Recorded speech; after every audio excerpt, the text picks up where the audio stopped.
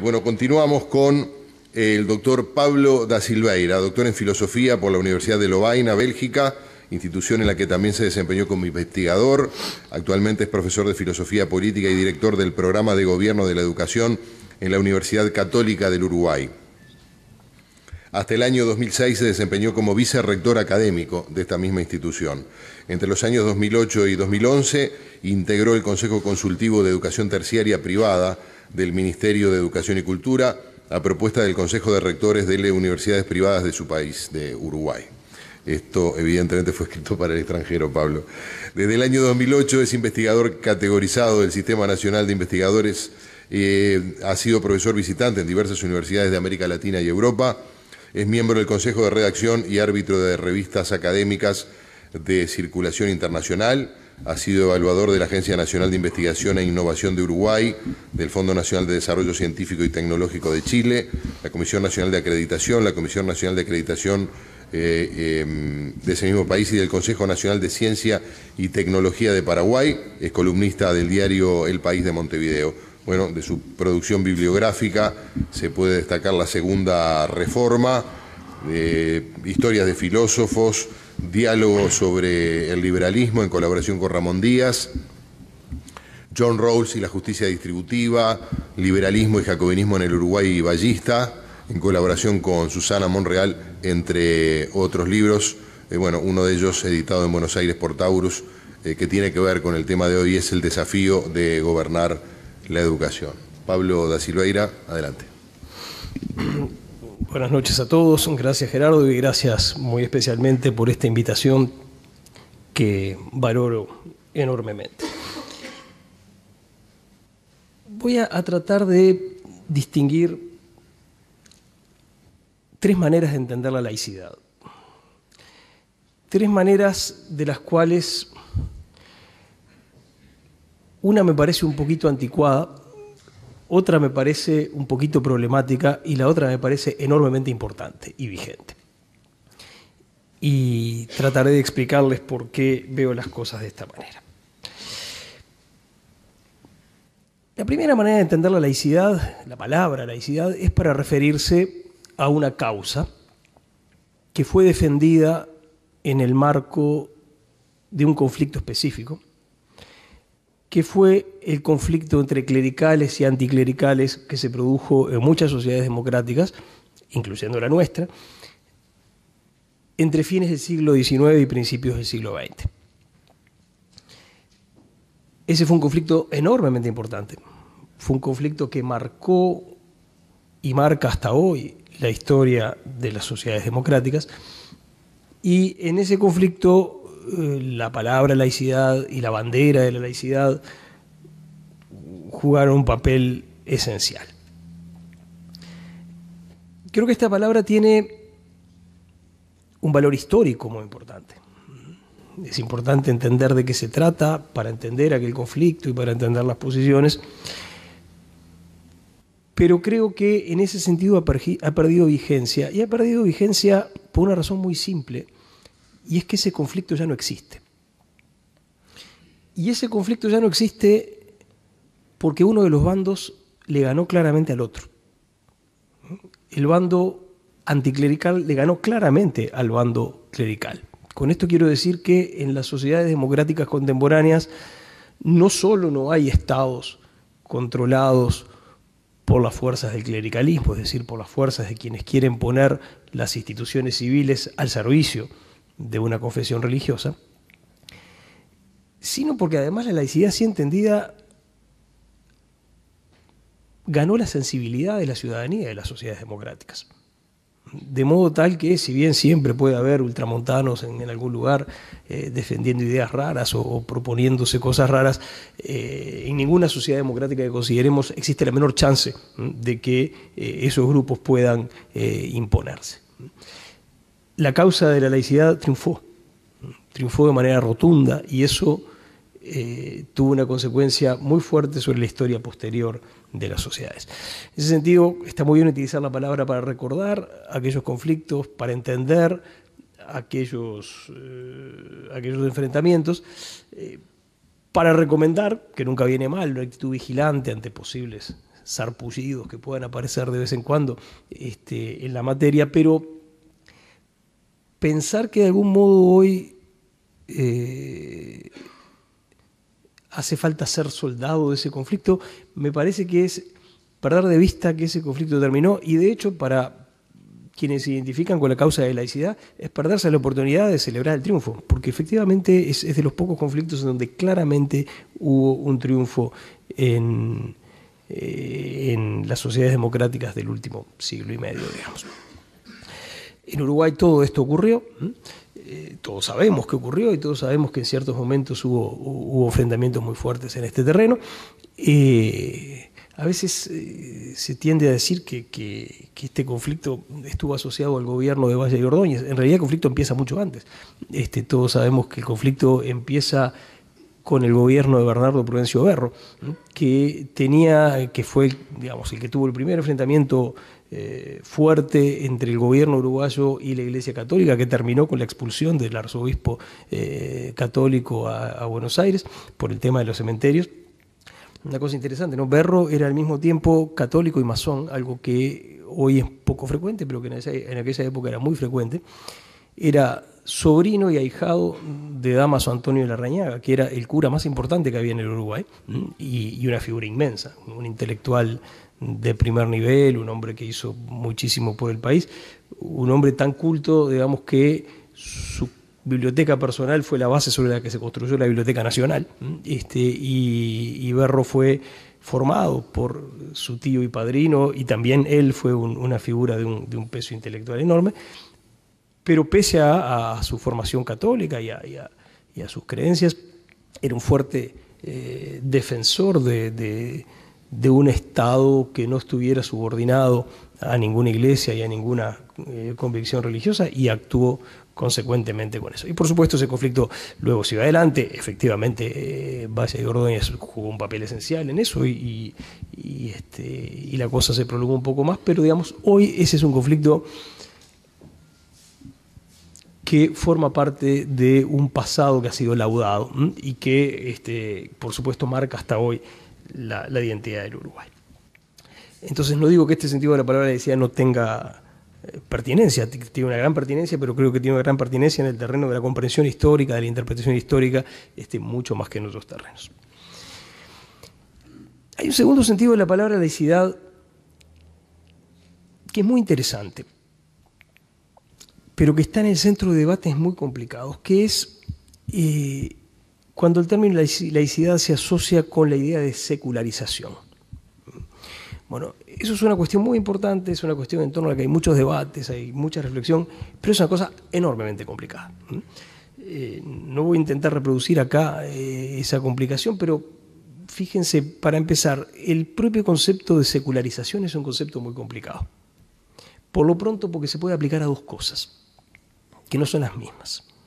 Se puede aplicar al Estado y se puede aplicar a la sociedad. Un Estado secularizado es un Estado que se independiza de toda fe religiosa, de toda organización religiosa, y que ajusta su funcionamiento, su lenguaje, sus ritos, a una lógica puramente civil. Eso es un Estado secularizado. Una sociedad secularizada es una sociedad en donde los mandatos de las religiones pierden peso y pierden capacidad de influir sobre el comportamiento de las personas. Básicamente, una sociedad altamente secularizada es una sociedad donde la vida de los ciudadanos no se ajusta a lo que debería ser si esos ciudadanos siguieran estrictamente las recomendaciones de sus líderes religiosos. En ese sentido, las altas tasas de divorcio, el crecimiento de, digamos, la baja de asistencia a ceremonias religiosas, son señales de un alto nivel de laicidad a nivel de la sociedad. ¿Por qué esto es complicado? Porque estas cosas no van juntas necesariamente. Uno encuentra países donde hay un Estado nada secularizado y una sociedad muy secularizada. Ejemplo, Inglaterra, los países escandinavos. No tienen un Estado secularizado, hay religiones oficiales. La Iglesia de Inglaterra es la religión oficial en Inglaterra y todos los ritos del Estado británico son ritos que están teñidos por la existencia de esa Iglesia oficial. Los países escandinavos, en general, todos tienen como religión oficial a la religión luterana. Y sin embargo son sociedades enormemente secularizadas. La manera de vivir de los ingleses o la manera de vivir de los suecos o de los noruegos son formas de vivir muy secularizadas. A veces uno encuentra lo contrario, encuentra estados muy secularizados y sociedades muy poco secularizadas. Si quieren un ejemplo típico, México. México es un estado que fusiló curas, digamos, por ser curas, no por otra cosa. Es un estado que hasta hoy está desprovisto de todo contenido religioso y de toda identificación con cualquier clase de religión. Sin embargo, la sociedad mexicana es una sociedad enormemente religiosa. Un fenómeno como el culto a la Virgen de Guadalupe es uno de los fenómenos de religiosidad popular más llamativos que hay en el planeta. Entonces, tenemos un estado secularizado y una sociedad poco secularizada. Después tenemos países que tienen al mismo tiempo un estado muy secularizado y una sociedad muy secularizada. Ejemplo típico, Uruguay, donde las dos cosas pasan al mismo tiempo. Y por supuesto no, para encontrar países que no tengan ni un estado secularizado ni una sociedad secularizada, hoy más bien hay que salir fuera de la órbita democrática. Afganistán, Irán, son países donde no se produjo ni secularización a nivel del Estado, o en el caso de Irán se había producido y luego uno marcha atrás, y no hay secularización a nivel de la sociedad. De modo que el propio concepto de secularización es un concepto complicado. Y después de eso también es complicada la relación entre la idea de laicidad y la idea de secularización. Nosotros, los uruguayos, que estamos muy influidos por la tradición francesa, tendemos a interpretar el término laicidad como un sinónimo del término secularización del Estado. Pero esa sinonimia no es universal. De hecho, resulta muy familiar en Francia y en los países que estuvieron muy influidos por esa tradición, como Uruguay, como México, pero no resulta para nada comprensible en otros países. Hoy se hablaba de Bélgica. Bélgica es un caso donde hay un Estado separado de toda religión, pero no laico. Y eso tiene una serie de consecuencias, por ejemplo, sobre la vida educativa. O Estados Unidos, es otro caso donde pasa eso. Entonces, fíjense todas las fuentes de complicación que hay. Primero, no es fácil entender qué es secularización, y después no es fácil entender las relaciones entre secularización y laicidad. Este es un tema muy interesante. Hay mucho para investigar, hay mucho para discutir. Cuando digo que en este sentido la palabra laicidad es un término problemático, con problemático no quiero decir un término que no merezca atención o que no merezca estudios, sino quiero decir es un término en torno al cual hay un montón de discusiones y de reflexiones para dar, y esa es una forma en la que un término o una idea se mantiene enormemente vigente. Pero creo que justamente además en los países que nos hemos acostumbrado al uso de la palabra laicidad, y eso incluye a este conjunto de países muy marcados por la experiencia política y por la cultura francesa, creo que hay un tercer sentido que es enormemente importante.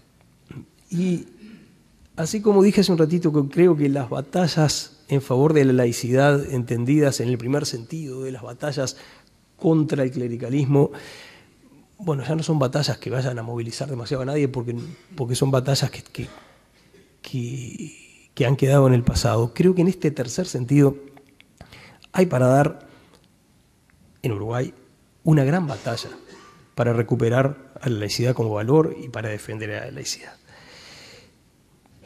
Para no alargarme, yo diría, este tercer sentido de la laicidad es el respeto de lo que, para citar a un filósofo contemporáneo muy importante, John Rawls, él llamaba el hecho del pluralismo. Para Rawls, el hecho del pluralismo era la característica esencial de las sociedades democráticas contemporáneas. Y esa característica esencial consiste en que los ciudadanos bien intencionados de las sociedades democráticas contemporáneas no estamos de acuerdo sobre una enorme cantidad de cosas que tienen que ver con nuestras convicciones, con nuestros valores, con nuestras adhesiones. Y no solo no estamos de acuerdo, sino que no nos vamos a poner de acuerdo en ningún plazo que tenga alguna utilidad en términos políticos o institucionales. El desacuerdo no es una anomalía que haya que corregir. El desacuerdo es un fruto de la libertad. Cuando la gente puede pensar como quiere y puede vivir como quiere y puede discutir sin límites, lo que pasa es que surgen más matices y más variedades, no que nos pongamos cada vez más de acuerdo. Y eso no es ningún problema.